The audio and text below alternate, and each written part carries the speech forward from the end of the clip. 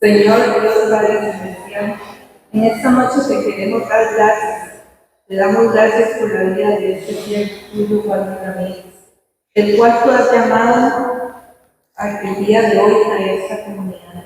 Y él, como ese siervo fiel, humilde, ha aceptado ese llamado para venir a dar tu palabra.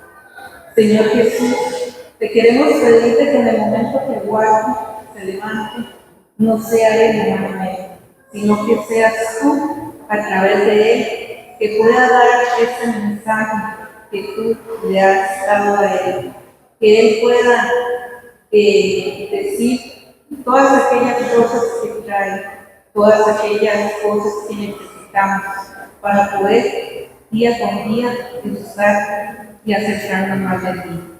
Señor Jesús, envía el Espíritu Santo sobre él, sobre su esposa Noelia, sobre sus hijos, sobre su nieta, sobre cualquier cosa que él haga, Señor. Señor Jesús, cúbrelo, protégelo y guíalo siempre de todo mal. Y que este ministerio al que él pertenece siga día con día, llevando tu palabra y acercándonos cada día a nosotros más hacia ti, Señor Jesús. Amén. Amén. Gracias. Pura vida. Buenas noches, hermanos. Me decía el hermano que hoy íbamos a empezar con una bomba, ¿les parece? Sí, suéltela, santo. Vamos a hacer una bomba de inicio. Nunca había empezado una predicación con bomba, pero hoy, como es puro día de la lección, la hacemos. Ustedes dicen bomba, ¿sí? 1, 2, 3.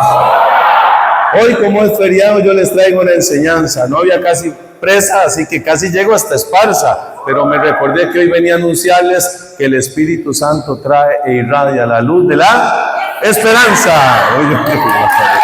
Vamos a ver. Bendito sea Dios. Bueno, hermanos amados, vamos a hablar de esto, ¿sí? Allá todavía tenemos, y durante todo el año hemos estado profundizando en esta hermosísima virtud de la esperanza. Mucho, ahora hablaba con Nelson también, que qué bonito es venir escuchando constantemente sobre una virtud que llega uno a amarla. Cuando usted le habla mucho de alguien, usted empieza como a sentirse cercano, como sentirse amigo. Y bueno, este año no solamente hemos sido llamados a ser peregrinos de la esperanza, sino a ser verdaderamente amigos de esta virtud y a ponerla en práctica en nuestra vida. Hermanos, ¿quieren ustedes responder esta pregunta en su corazón? ¿Alguno de ustedes ha experimentado en algún momento miedo, pero así terror, sin levantar la mano, a la oscuridad? ¿Han tenido miedo a la oscuridad alguien? Bueno, con solo algunos que asienten con su cabeza, pues recordarán.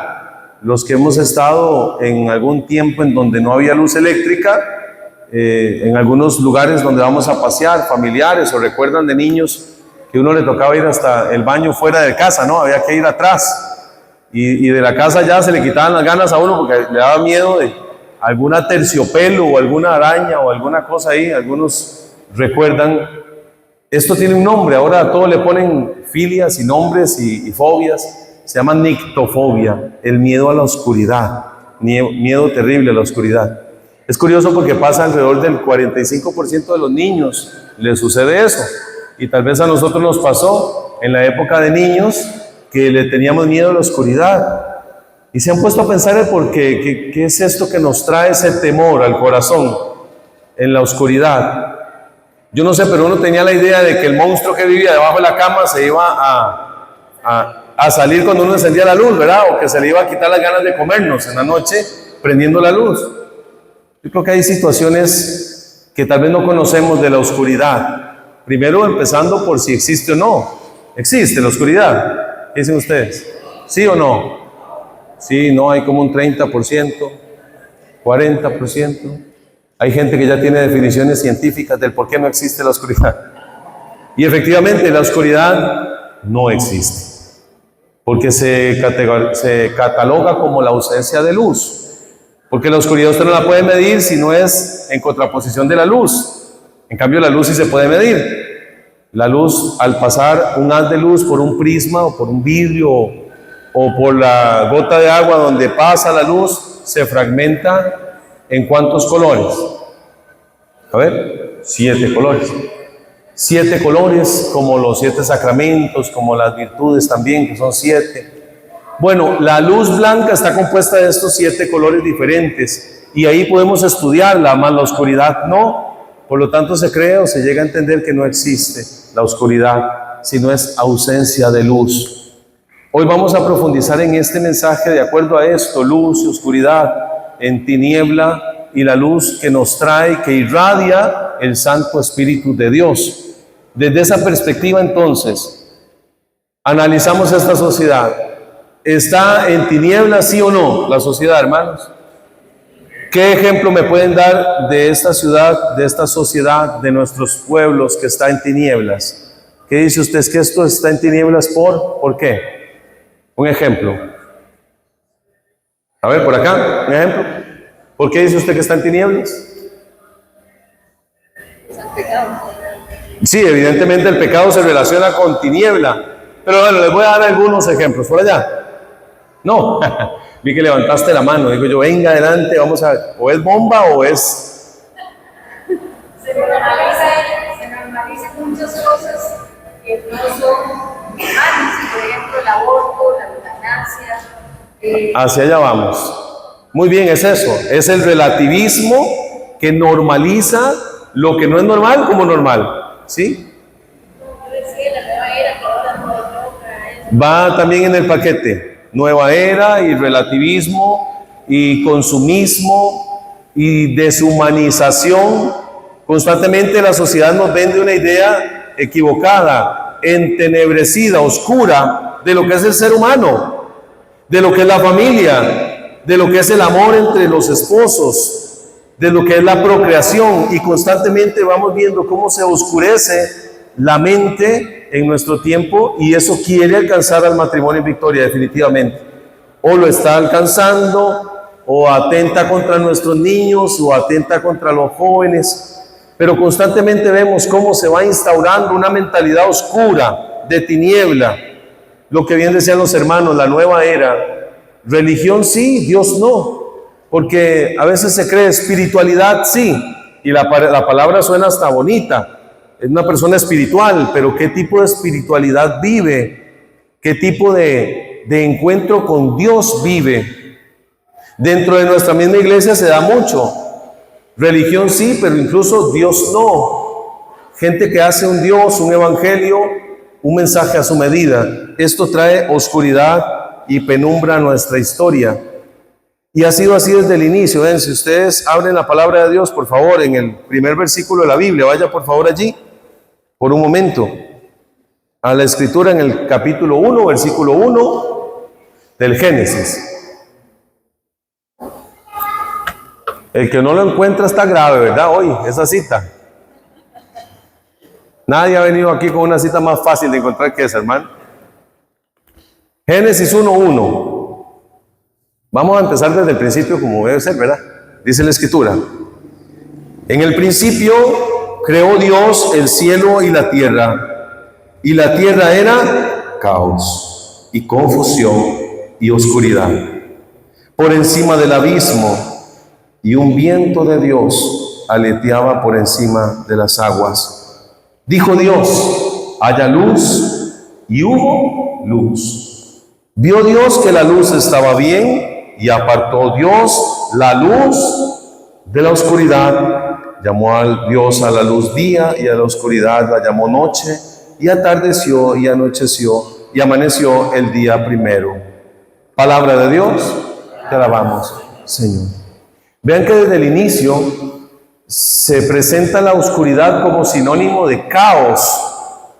La palabra caos tiene una raíz que significa vacío o que está todavía en desorden. En contraposición, la palabra cosmos significa orden, hay armonía. Ahora escuchábamos, bueno, el punto guanacasteco, pero esa unión de notas tiene una armonía. Cada nota por separado, si no se toca de la manera justa y precisa, no va a sonar bien, no va a sonar armónico. Bueno, en el inicio, Dios nos presenta y nos enseña que la oscuridad es sinónimo de caos, de desorden. Por lo tanto, en este mundo que está con un verdadero caos en la familia, con un verdadero caos espiritual, se presenta la necesidad de buscar la luz. Un dato impresionante o que me llamó la atención mientras meditaba en este tema es que para leer nosotros necesitamos la luz. Nosotros acá apagamos todas las luces y solo aquel que tenga una Biblia en braille o algo puede leer, ¿verdad? Pero nosotros ocupamos todos luz para poder ingresar en nosotros la palabra de Dios.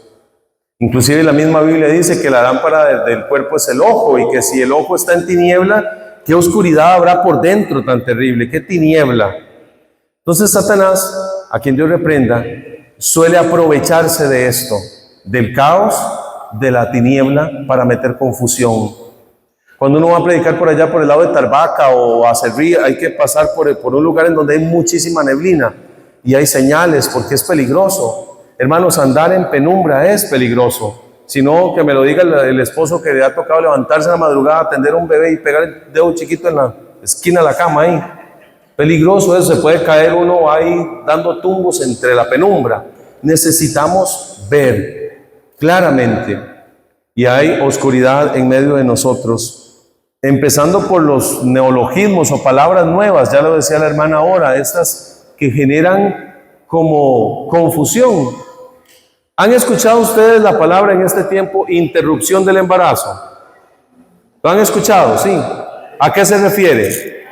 Al asesinato de un hijo en el vientre por manos incluso de su propia madre, o sea, con la permisión de ella. Eso es el acabar con la vida de un ser humano, no un cigoto como dicen, aunque lo sea, pero lo intentan deshumanizar. Esto es entenebrecer la mente para bajar la conciencia.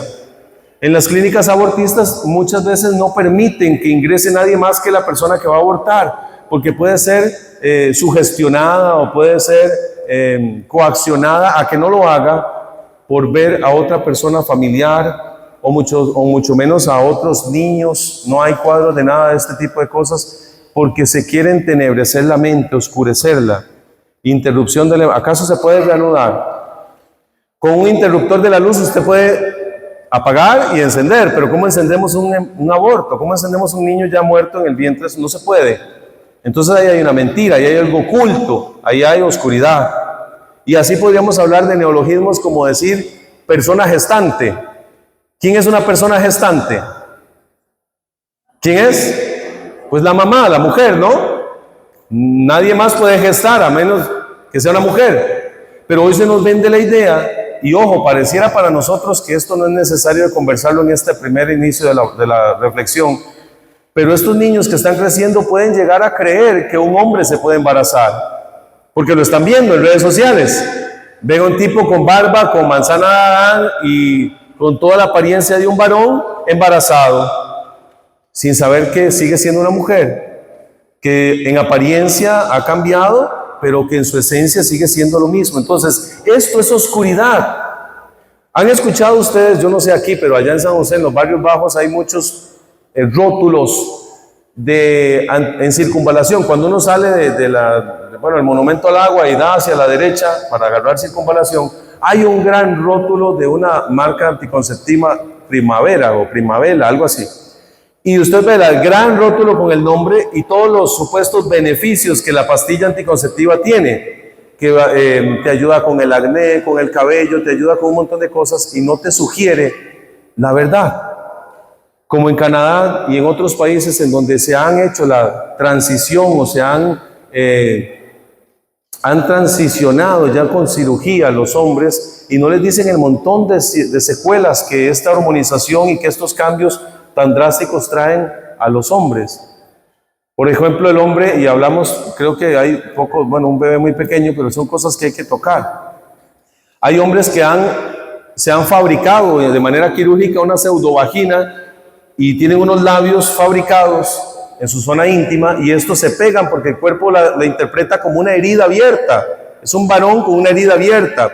Entonces están empezando a incursionar en tejidos como las escamas de los peces, para implantar allí un poco de ese tejido y que no se peguen los labios y la persona deje de hacer infecciones y demás. Duran alrededor de 45 a 50 años la expectativa de vida de una persona que se ha hormonizado, que se ha transicionado al género o al sexo opuesto. Todo esto es una desfiguración de la naturaleza, por lo tanto es una época oscura en donde se nos presenta el matrimonio gay, mal llamado matrimonio gay, que no es matrimonio como tal, porque el matrimonio ha sido instituido por Dios entre un hombre y una mujer. Entonces, vean qué fuerte esto que nos dice Efesios 6:12. Vaya por favor a la palabra, Efesios capítulo 6, versículo 12. Inmediatamente usted al escuchar este capítulo de Efesios sabe que vamos a hablar, o que se va a hablar, de estas armaduras que nos da el Señor para combatir aquel adversario. Pero vean lo que dice el versículo 12 específicamente. Efesios 6, 12. Porque nuestra lucha no es contra carne y sangre, sino contra los principados, potestades, dominaciones de este mundo tenebroso, contra los espíritus del mal que están en el aire. Palabra de Dios. ¿En dónde están? En el aire, en este mundo tenebroso. Yo no sé si hay otra versión que diga distinto, pero invita a creer que en las tinieblas se mueve el mal. Satanás es llamado el príncipe de este mundo, el príncipe de las tinieblas. Ha sido expulsado y entonces trata de que nosotros estemos en la tiniebla, porque en la tiniebla no vemos bien, no vemos claro.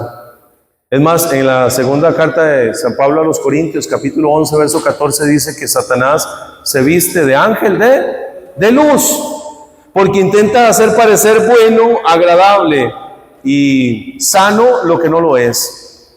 Y nosotros terminamos creyéndolo, terminamos cayendo en la mentira. Hoy es importante que, para empezar a reflexionar en lo que el Espíritu Santo irradia, esta santa virtud de la esperanza como una luz, nosotros entendamos el por qué es necesario. Es que hay oscuridad en nuestras propias familias, hay oscuridad, hay tiniebla, y nosotros no queremos ser parte de esto. Por eso esto es una llamada de atención a denunciar aquello que no está bien, que no es correcto.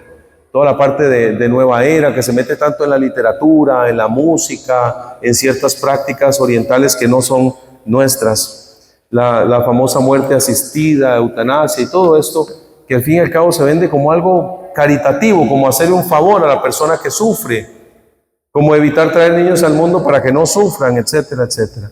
Pero vamos ahí mismo en Efesios, solo que un capítulo atrás, capítulo 5, Efesios 5, habla también de lo que esto significa, en el versículo 10 y siguientes.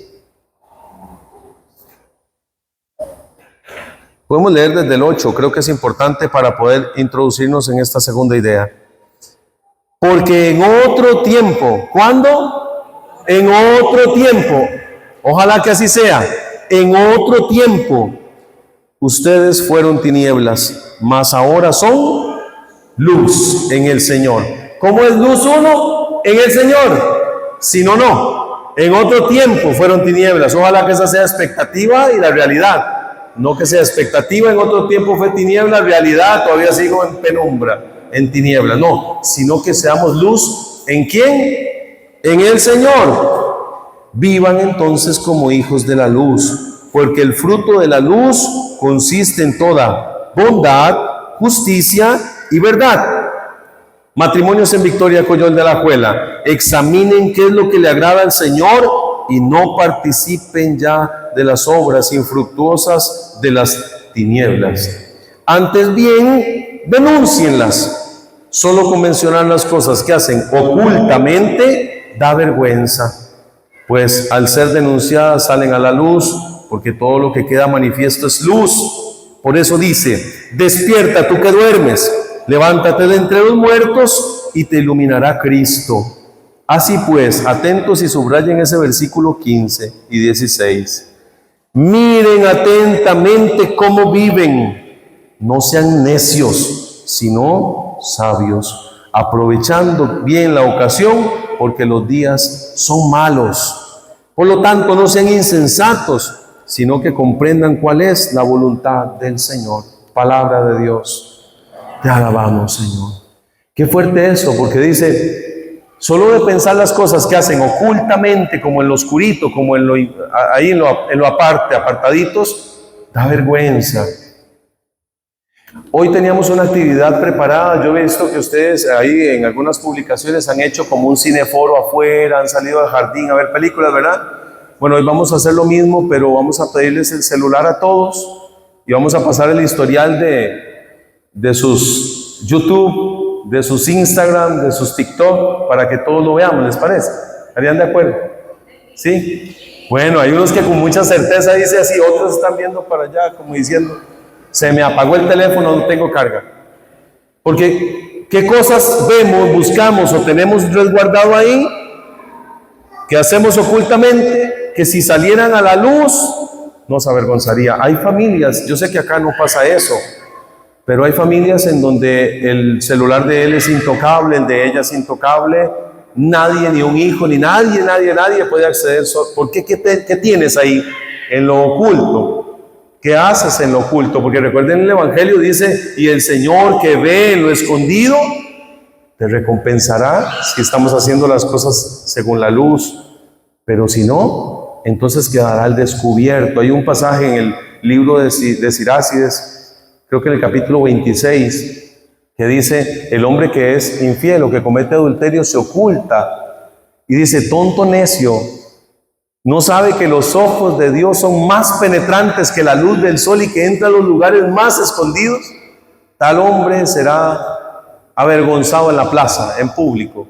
Entonces, cuidado, esta nada más es una idea principal para arrancar a la más importante. De esta oscuridad no quiero profundizar y hay mucho de qué hablar, pero ya usted lo conoce, usted lucha con eso todos los días, usted sabe cómo cuesta mantener la lámpara encendida, hermanos.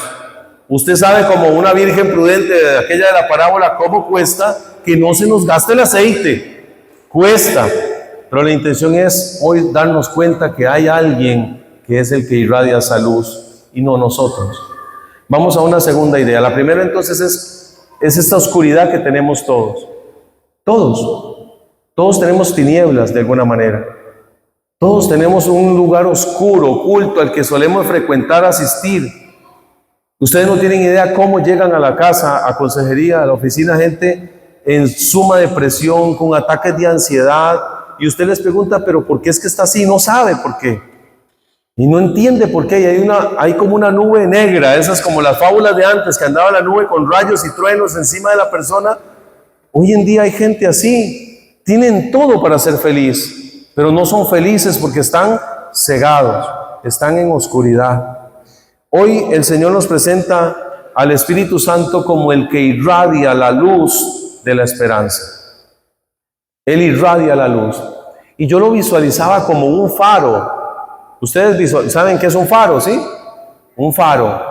Aquí en Costa Rica solo tenemos uno y sirve para comerse un chuche y tomarse una foto, nada más, ¿verdad? Ahí a la par.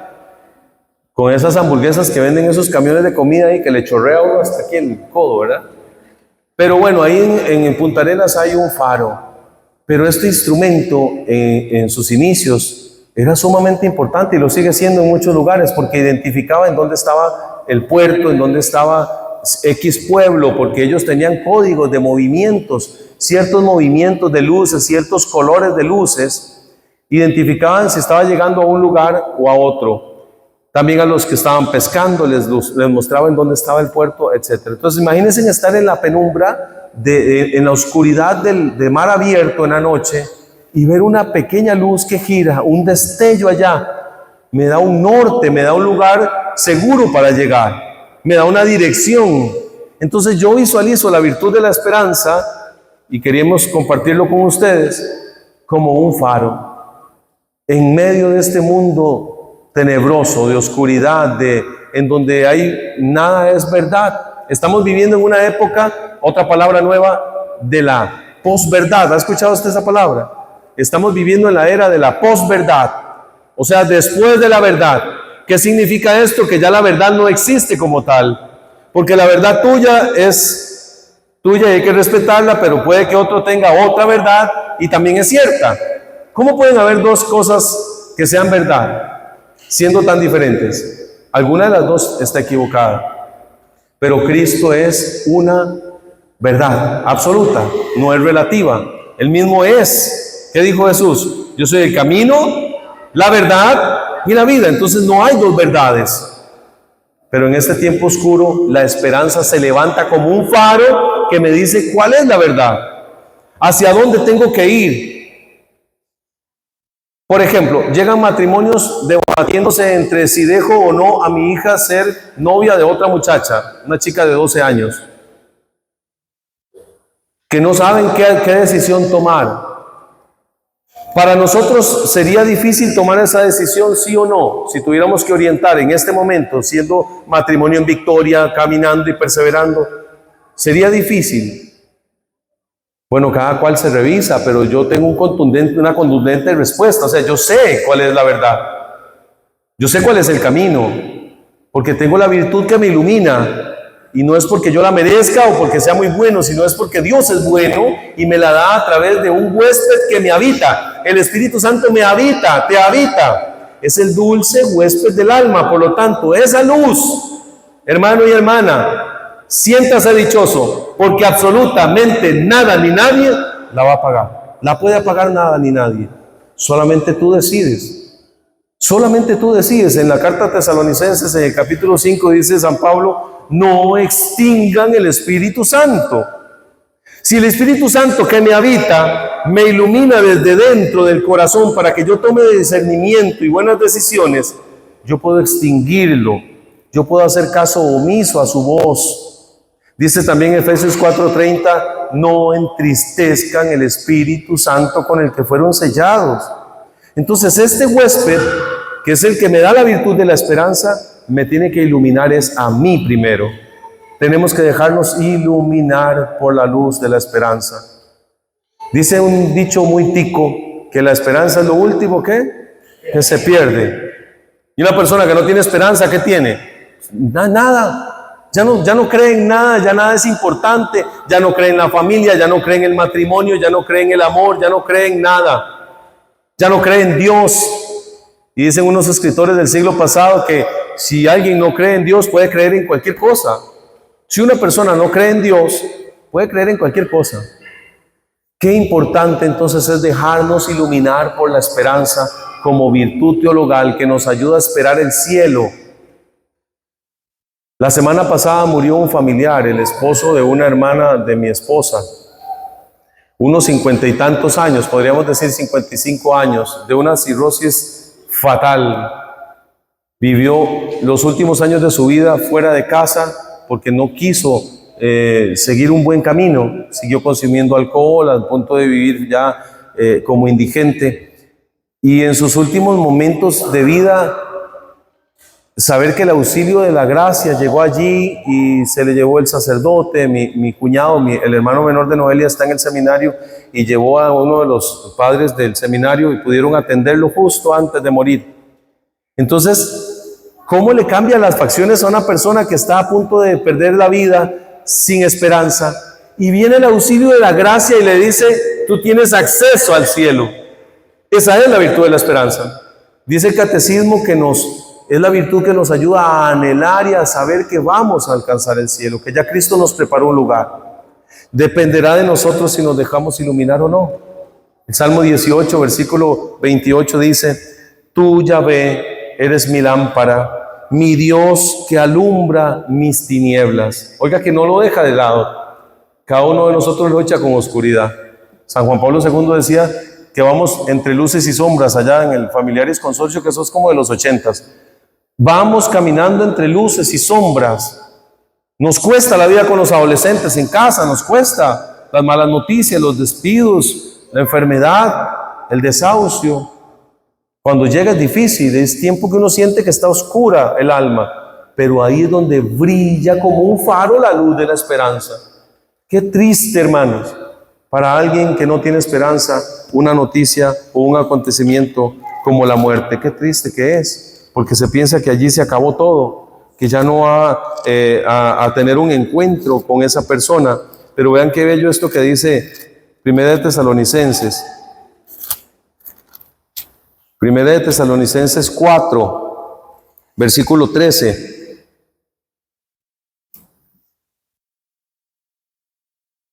Esta cita la traigo a colación porque el martes me topé a una mujer en Victoria que hacía 6 meses había perdido a su esposo. Y ella decía lo difícil que es pensar en si está o no con el Señor, en si habrá alcanzado el cielo. Él era una persona piadosa, iba a misa frecuentemente con ella y justo antes de morir le había dicho, tengo ganas de confesarme. Y eso se lo dijo antes de lograrlo porque murió en el intermedio. Nos recuerda que, cuidado, ¿verdad? Porque si usted tiene la costumbre de que peca, reza y empata, no se la juegue porque a veces no estamos empatados y vamos perdiendo y nos puede sorprender el pitazo final, ¿verdad? Y vean lo que dice acá. Hermanos, no queremos que estén en la ignorancia respecto de los muertos para que no se entristezcan como los demás que no tienen esperanza. Cuando uno tiene esperanza activa, porque también es diferente a la esperanza normal, como una actitud humana, una emoción. Hay personas que tienen esperanza, pero no en el espíritu, sino una esperanza común. Hay gente que tiene esperanza en pegar el 25, en los tiempos de la noche, en la tica, la nica o las dominicanas, o no sé. Está esperando eso. Eso no es tener esperanza en el Señor, eso es tener esperanza pues en lo que no tenemos que tener esperanza. Cuando nosotros nos dejamos iluminar hasta la muerte es momento de gozo, de satisfacción. Ayer rezábamos el rosario con los familiares de este señor que murió y cómo les cambia la perspectiva a los hijos el saber hay un lugar y nos vamos a encontrar y el alma no muere, el alma es eterna. Y hay que rezar por esa alma, hay que ofrecer Eucaristía, hay que ofrecer sacrificio, porque tenemos la esperanza de llegar allá. San Juan 8:12 dice, yo soy Jesús, hablando en los labios de Jesús, yo soy la luz del mundo. No solo se revela como la luz, sino que dice, y el que me sigue ya no andará más en tiniebla. Para los que tienen nictofilia o miedo a la oscuridad. ¿Qué es esta tiniebla actualmente? Bien lo decía ahora nuestra hermana aquí adelante. Evidentemente la tiniebla es sinónimo de pecado. Cuando había ceguera en la Biblia es un signo de pecado. Tanto así que decían, ¿quién pecó, este o sus padres, para que esté así? No, es que la ceguera espiritual, y a veces es una ceguera consciente, eso es lo que llamamos pecado mortal grave. Porque el que quiere estar en la oscuridad del pecado conscientemente, ese peca mortalmente. El pecado mortal se diferencia del venial en eso, en que yo lo hago conscientemente y lo hago de verdad con voluntad propia, libremente, no coaccionado, sino que soy consciente y aún así lo hago. Despertemos de eso, decía la carta a los Efesios, despierta tú que duermes y te iluminará Cristo. ¿Y de qué tenemos que despertar? A veces dice, yo no robo, yo no mato, ¿verdad? Ese tríptico que a veces dice, yo no robo, yo no mato, yo no le hago daño a nadie, pero sí tengo todavía la T de cobre, sí todavía tengo oscuro el vientre, sí todavía consumo ciertos anticonceptivos, sí todavía veo porno, pero de vez en cuando como para alegrar la situación y calentar el ambiente. Todavía sí tengo mordidas por ahí, todavía tengo plata fácil, todavía estoy guindado el cable como con 5 vecinos más. Tengo breteado el recibo de la luz, del agua. Y entonces eso es vivir todavía en oscuridad y estamos siendo hipócritas, mentirosos. Entonces hoy nos llama la palabra a dejarnos iluminar por la luz de la virtud. ¿La virtud qué es? Según el catecismo, es la constante y firme decisión de optar por el bien. Eso es la virtud. Pero no podemos optar por el bien si todavía nos habita la oscuridad. Vean qué bello esto, hermanos. Primera de Pedro, capítulo 2, versículo 9. Vamos hacia el puro final de la Biblia, en la primera carta del apóstol San Pedro, capítulo 2, versículo 9.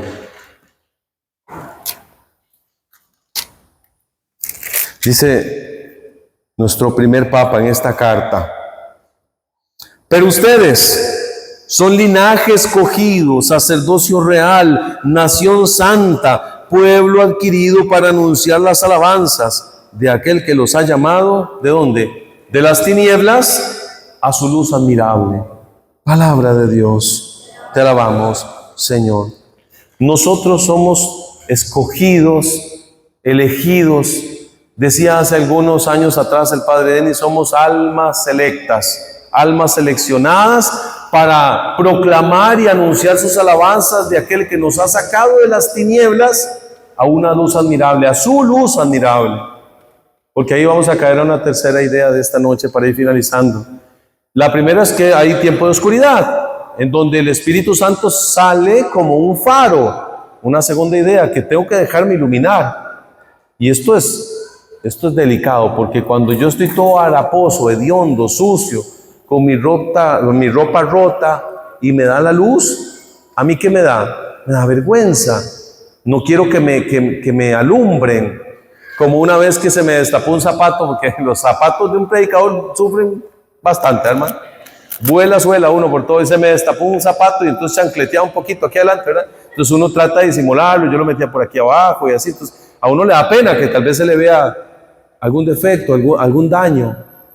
Eso es lo que ocurre cuando empieza a darte la luz en el camino de conversión. De alguna manera uno se ve a sí mismo, se ve lo sucio que está, lo hediondo, cómo apesta y cómo eso estaba ensuciando a su familia. Y de ahí entonces tengo que tomar una decisión, como el hijo pródigo, que entrando en sí mismo dijo, iré a la casa de mi padre y le diré de pecado. Y fue revestido. Pero hay muchos que dicen, ay, es que allá donde mi padre comen bueno, pero qué vergüenza volver a llegar y toparme a mi hermanillo que me lo advirtió y me dijo, si usted se va aquí no vuelva.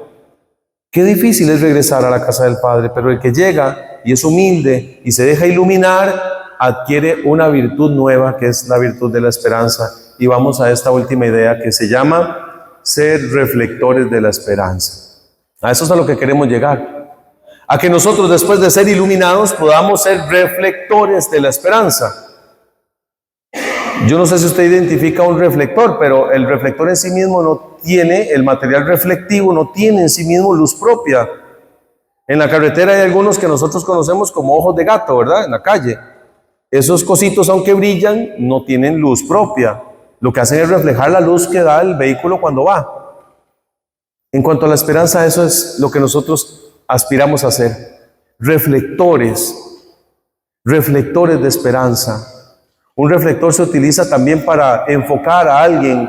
Por ejemplo, en una obra de teatro en donde hay diferentes escenarios, hay un reflector grande que ilumina a aquel personaje mientras habla, inmediatamente ilumina al otro y vemos ese círculo que está en escena iluminando. Bueno, nosotros como reflectores de esperanza iluminamos a Cristo, porque no tenemos luz propia. En el momento que usted crea que usted está brillando por sus propios medios, pele el ojo, porque esa luz no es de Dios. Eso es una luciérnaga que es un fraude. Eso no sirve. Eso es, imagínense en el pez que sale en la película de Buscando a Nemo. Los que tienen hijos pequeños en los últimos años han visto fábulas y películas animadas. Y hay un pececillo en la noche, en lo oscuro, en lo profundo del mar, que lo que se ve es una lucecita y ahí va Doris toda inocente, ¿verdad? Y se queda jeteando viendo la luz esa. Y cuando está bien cerquita, bien hipnotizada, le pela los dientes a aquel bicho horrible, ¿verdad? Ese pez existe. Hace poco salió a la superficie y la gente se asustaba porque veían a este pez flotando arriba. Algo va a pasar. ¿Y saben cómo se llama? El pez diablo. Así se llama. El pez diablo. Y es bien requete feo, ¿verdad? Pero con mucha razón le pusieron ese nombre porque él engaña. Seduce con una luz falsa. Esa luz es marca patito y cuando usted la ve tan bonita y se ilusiona, así se nos presenta el adulterio, así se nos presenta el fraude, así se nos presenta. Hace poco le daba consejería a un muchacho que dice que ha defraudado a 5 o 6 bancos. En cada uno de ellos ha sacado de 10 a 12 millones, pero él no los ha visto. A él le han dado 600,000 colones, 500,000 colones en cada fraude, pero lleva 12 fraudes hechos en bancos del Estado. Entonces se presenta como algo bueno, pero este tipo está escondido en un lugar, en uno de los barrios bajos del sur, unas favelas de esas que hay por allá en el sur. Y uno dice, qué triste, porque vendió su vida a la oscuridad, tiene que pasar en el anonimato. Ese hombre nunca puede optar por un crédito, no puede entrar a un trabajo formal, porque tiene que estar en las sombras, donde Satanás quiere estar. ¿O no dijo Jesús, por qué no me arrestaron a las 9 de la mañana que predicaba ahí en la sinagoga? ¿Por qué es que vienen a arrestarme ahora? Porque esta es su hora, esta es la hora del mal. Como reflectores de esperanza, ¿cómo nos identificamos? ¿Cómo ve usted a alguien que es reflector de esperanza? Porque es una persona alegre. Indiscutiblemente el cristiano sí o sí tiene el fruto del Espíritu que se llama alegría. ¿Y por qué es que usted está tan alegre en medio de tanta porquería del mundo y tanta oscuridad? Porque sabe que usted no es de este mundo, que somos ciudadanos del cielo, porque usted sabe que tiene un padre en el cielo, una madre en el cielo, usted sabe que tiene a un ejército de intercesores santos y santas en el cielo. Entonces hay motivo para estar alegre, porque Cristo está vivo, porque Cristo está actuando y operando hoy, y eso me llena de alegría, me llena de gozo. Lo normal es que ustedes lo entierren sus hijos, pero una madre que entierra a su hijo y está con paz y está con alegría, esa persona tiene esperanza, tiene la virtud de la esperanza. Entonces es un signo de que un pequeño destello de un reflejo de esperanza, de que aquel que irradia la esperanza te habita, es la alegría. Una persona con cara de Viernes Santo toda la vida, qué pereza, amargazón así, ceño fruncido, medio. Hay gente que pasa amargada. Y el amargado, amarga. Si usted es un esposo amargado, su familia va a empezar a amargarse. Hay que avanzar a un momento de alegría, de gozo. Por ejemplo, otro destello de un reflector de esperanza es el optimismo. Es que la persona que tiene esperanza es optimista, mira hacia adelante con entusiasmo. Hay gente hasta en los mismos grupos de la iglesia que dicen, no, es que eso no va a salir, hermano.